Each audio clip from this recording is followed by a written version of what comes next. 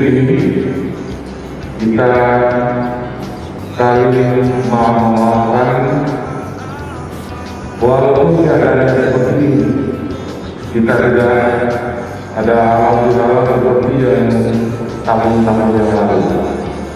Tetapi esensinya adalah bagaimana kita dengan tulus dan ikhlas saling memaafkan, dan mudah-mudahan dengan kelapangan hati kita menerima maaf dan menerima maaf.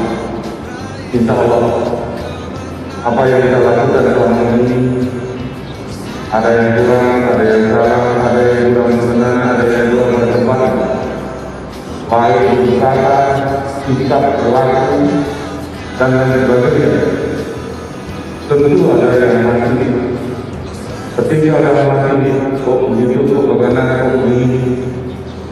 Alhamdulillah dari Allah SWT, tapi juga berkat dari sama kita.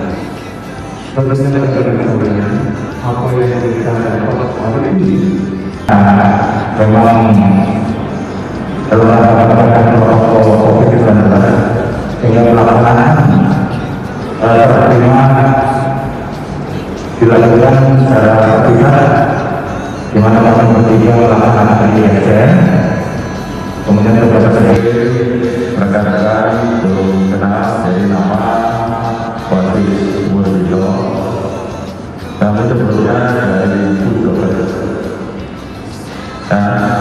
Pengalaman tugas. Dan pada kesempatan kali ini saya